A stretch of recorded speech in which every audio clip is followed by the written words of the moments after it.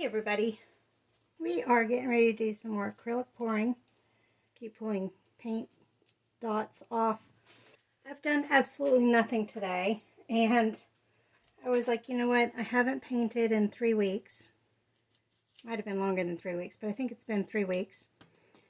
And so I decided, while I wait to be able to do my bathroom stuff some more, which you guys will have seen that by now, I'm going to go ahead and just get into the groove and do some stuff. I could do a whole ASMR on just peeling the paint up off the table. At any rate, I need to get into the groove, and so I thought, well, let's go ahead and use the colors that I'm hoping to use on the bathroom stuff, but we're going to actually create just art in general, not necessarily what I'm doing for the bathroom. And that way I won't have all the colors I'm using in the bathroom because 2 of them are still up there waiting to go on the walls. See? ASMR. But I can at least get an idea about things. So we are going to start off. This is a used canvas, but it's taped off. That way, if it does turn out nice, I can take the tape off and be able to sell it or keep it for myself, depending on how things turn out. So this is a used canvas, and I've got paints that I need to use up, and part of that is going to be this house paint. It's the ultra white that I showed you guys for the bathroom stuff. That's what this is. So I'm just using up the rest of it. I did thin it up a bit because we're going to do a traveling funnel pour. And I might not have quite enough of this, but we'll see if I've got enough.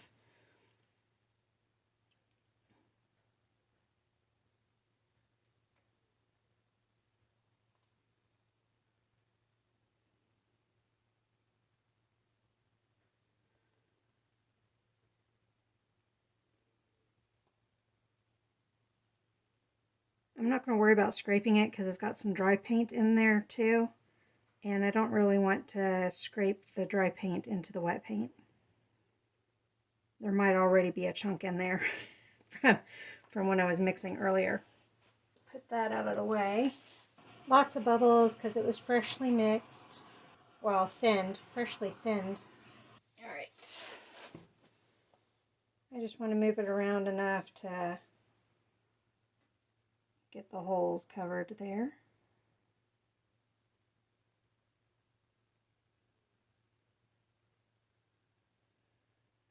And see, there's a chunk right there. There's a couple of chunks.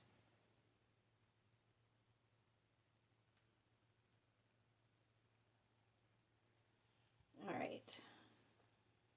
So there was one, and the other one was right in here, right there. I really need to see what I did with my tweezers. I still don't know where they are. Okay, got my funnel. We'll start in this corner. I also don't know how this will end up drying because it's a mix of Liquitex pouring medium and glue and water pouring medium. This is the mica powder champagne beige or something like that. I forget the name of it. Putting that on the outside because it dries kind of clear anyhow. This is the sky gray. Go ahead and put some brown in there. Let's do some darker gray. Do some red. This is crimson.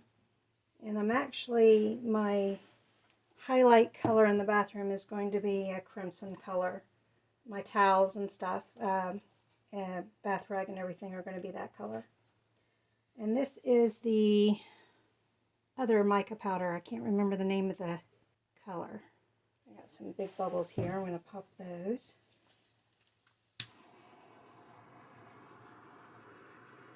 Oh, maybe I won't be. I don't know what those bubbles are then. I've already leaked out a little bit from tilting a bit already.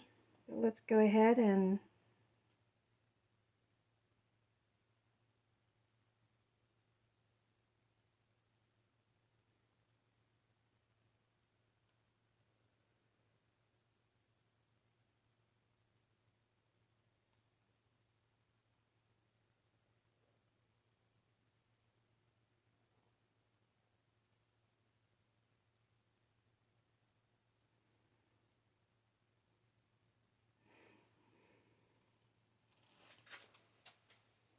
I don't mind doing a little bit of drip in there.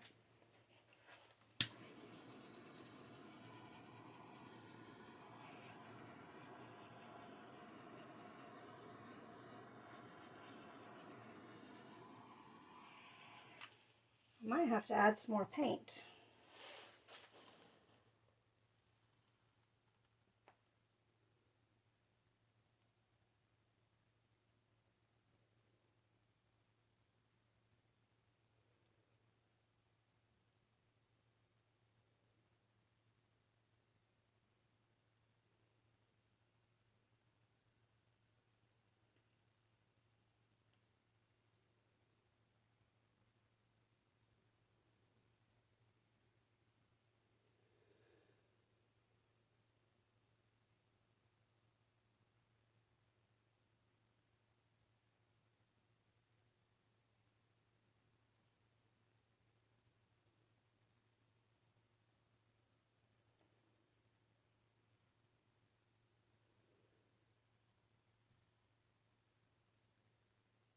This isn't working out quite like I was hoping, but I'm still hoping we might get some surprise in here. So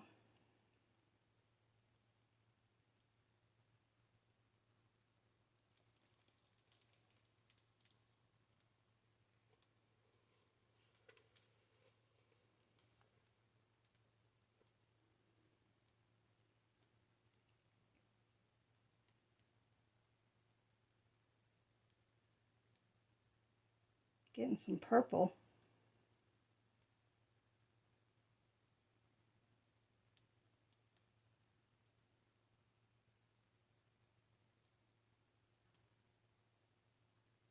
I should have put a little more paint down on the base to help.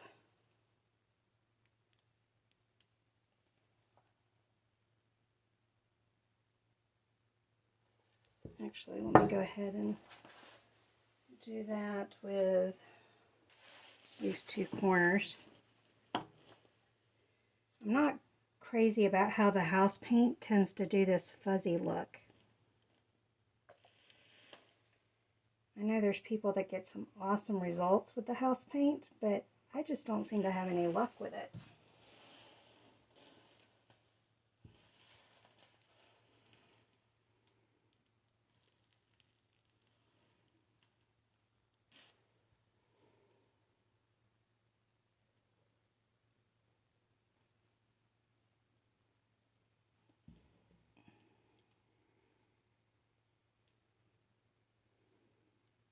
Mm.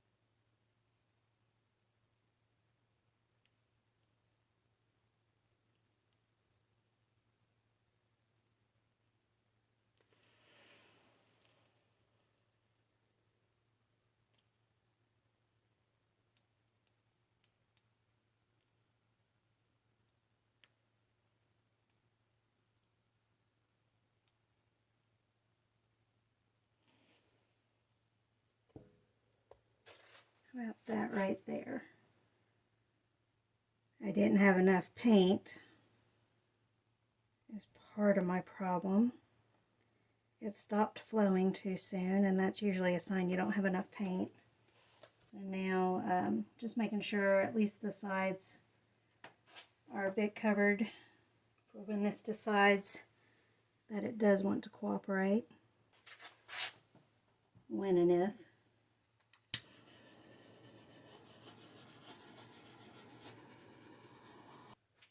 We'll have to see how that dries. But let's go ahead and bring you guys in for a closer look. It almost turned into a ribbon pour instead of a traveling funnel pour. Okay, I took the focus lock off, so hopefully that helps. I don't really care for that speckle look, and I tend to only get that when I use the house paint. And I think it's because I'm not thinning it the way other folks thin it. In fact, some folks don't thin it at all, but for the type of base I'm doing, I don't need it as a pillow. I need it as a base.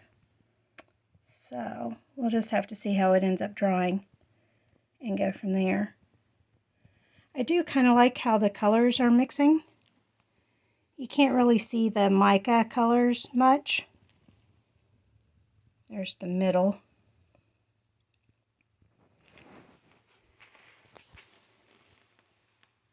Can't really see the mica colors much, but as it dries, we might see some of that, especially with the different pouring mediums. Here's a dry picture if it turns out well.